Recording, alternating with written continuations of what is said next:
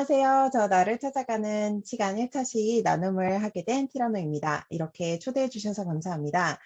저는 나를 찾아가는 글쓰기 2기 수강생이고요. 일가삼님의 제자이자 또 문우라고 생각하는 사람입니다. 제가 원래도 스스로를 좀 알아가고 좀 살펴보고 이런 데 관심이 좀 있는 사람인데요. 나름 그 성격 유형 검사라든지 이런 것도 좀 미리 받아보고 다른 사람들의 피드백도 굉장히 많이 받아보고 이런 과정을 거쳤음에도 불구하고 그래도 나를 좀 제대로 알아가는 것이 맞나? 약간 이런 좀 갈급함이 있었어요. 그 와중에 우리 그 일가삼님의 나찻글 강의를 만나게 돼서 사실 큰 기대는 아니고 그래 글 쓰는 것도 원래 좋아하고 난 나 찾아보는 것도 좋아하니까 한번 들어봐야겠다 생각하고 들었는데 저는 제가 생각했던 것보다 좀 유의미한 변화가 좀 있었다고 생각하고 또 얻어간 것들도 좀 많아가지고 그 경험을 좀 나누고 싶어요. 근데 이 자리를 빌어 말씀드리면 내돈내산 해서 강의 들었고 오늘도 어떤 홍보에 대한 목적으로 요청 주신 건 아닌데요. 제가 좋았어서 나눠보고 싶었다. 진정성 있는 말씀을 드리고 있다는 걸 꼭 기억해 주시면 좋겠습니다. 그래서 아래 4가지 질문에 대해서 같이 답변 드리는 방식으로 간단히 진행해 보도록 하겠습니다. 여러분은 여기 계신 분들은 다 글쓰기도 좀 하시는 분들이 많으시고 또 나차글이나 아티스트 웨이를 또 들어보신 분들도 많으셨을 것이어서 뭐 왜 나를 찾아야 되냐는 질문을 좀 하는 게 약간 식상할 수도 있겠어요. 근데 저는 왜 저 스스로를 좀 찾아보고 관심을 가지고 있냐면 저는 선택을 좀 잘하는 것이 중요하다고 생각해서 나를 항상 좀 돌아보고 있거든요. 선택의 기준에 있어서 이게 나에게 좋은 선택이냐 이걸 잘 알려면 나는 어떤 걸 좋아하고 어떤 걸 추구하는지 이런 부분에 대해서 좀 잘 알고 있고 그걸 계속해서 좀 같이 스스로를 돌아보는 과정을 가져야 된다. 좀 그렇게 생각을 하고 있어요.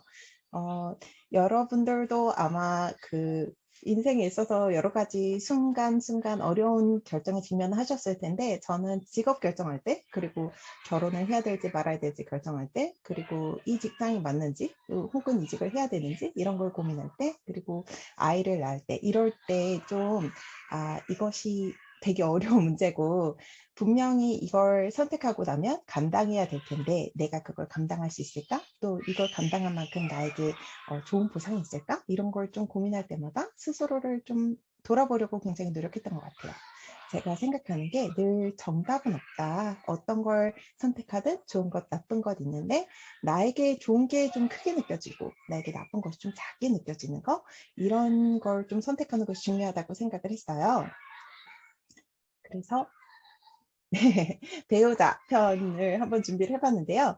저는 좀 약간 가부장적인 기질이 있는 분과 잘 맞진 않더라고요. 가부장적이면서도 굉장히 좋은 남자분들도 굉장히 많이 계신데 저와는 좀 개인적으로 맞지는 좀 않았습니다. 그리고 여기에는 제가 저희 남편의 장점에 대해서 좀 많이 기재를 했고 그리고 저는 이런 점을 제가 좋아하는 면을 가진 사람을 만나서 굉장히 좀 만족하고 또 감사하면서 살고 있다.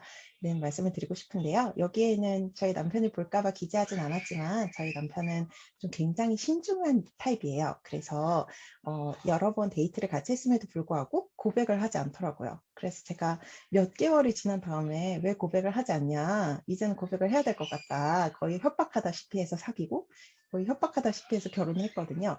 결단력이 좀 중요한 사람에게는 저희 배우자가 최고의 배우자는 아니었겠죠.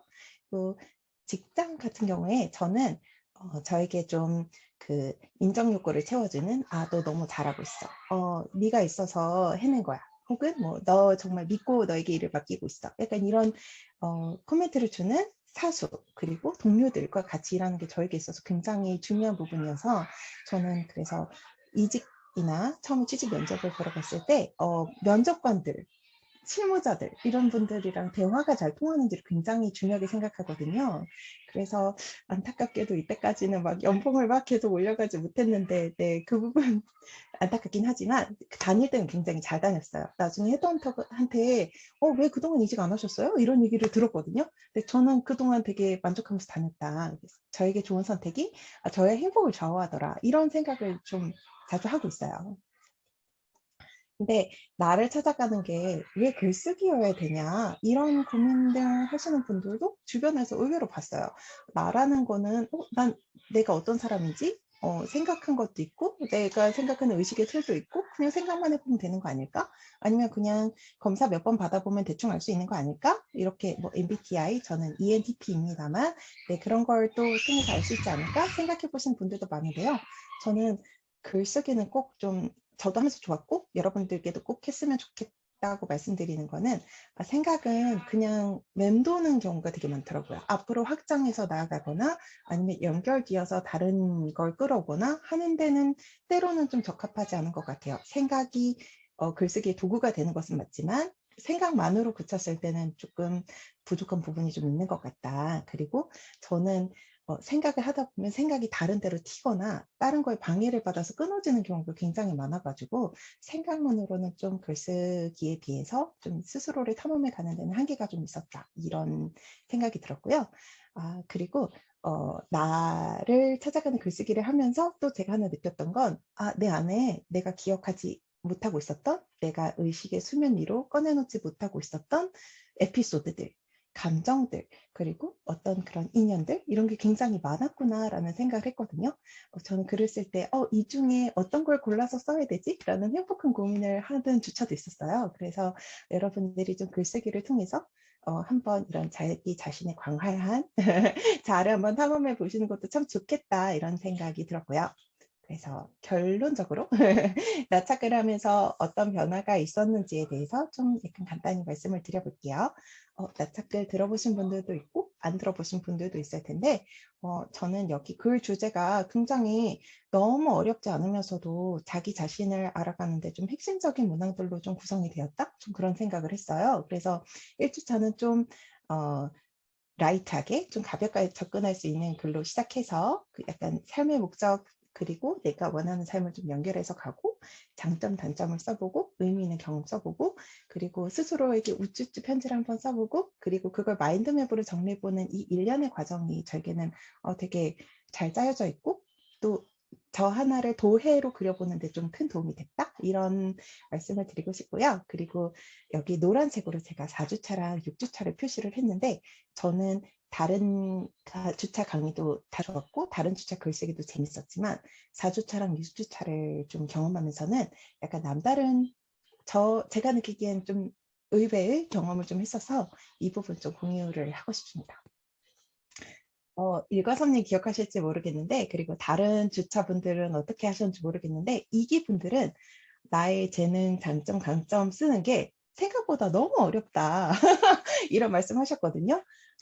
그 다들 자기소개서 한 번씩 써보셨잖아요. 대학교 갈 때, 취직할 때 다 한 번씩 써보셨을 텐데 그때는 약간 누군가가 나에게 장점으로 봐줬으면 좋겠다 이런 걸 쓴다면 여기서는 진짜 스스로를 돌아보고 내가 스스로 납득할 수 있는 장점을 찾아서 써보고 싶다 약간 이런 게 있는데 그게 의외로 너무너무 어려운 거죠. 그래서 저는 처음에 다른 문우님들이 글을 올리시는 걸 좀 기다렸다가 컨닝을 좀 하고 이제 글을 써야겠다 했는데 심지어 그때도 조금 늦게 썼어요. 근데 그때 다른 일가삼님을 포함한 다른 문우님들의 글이 없었다면 그리고 그때 다중지능 테스트라는 걸 진행해 주지 못하셨다면 제가 못 썼을 수도 있을 것 같아요. 근데 그때 테스트를 해보니까 제가 그 대인관계지능이랑 언어지능 이런 게 좀 높다고 나왔고 제가 그걸 보고 돌이켜 생각해 봤더니 제가 약간 업무할 때 얘는 되게 눈치가 빨라 내가 원하는 걸 잘 캐치해 이런 코멘트들을 들었던 것이 좀 기억이 나서 그걸 좀 글로 썼고 많은 분들이 진짜 맞는 것 같다 이렇게 해주는 사람 있으면 좋을 것 같다 좀 이렇게 또 잘 받아들여 주셔가지고 그때 되게 어렵게 썼음에도 불구하고 나누는 과정은 굉장히 좋았던 게 기억이 나거든요. 좀 약간 의도치 않은 자존감 회복의 장이었어요.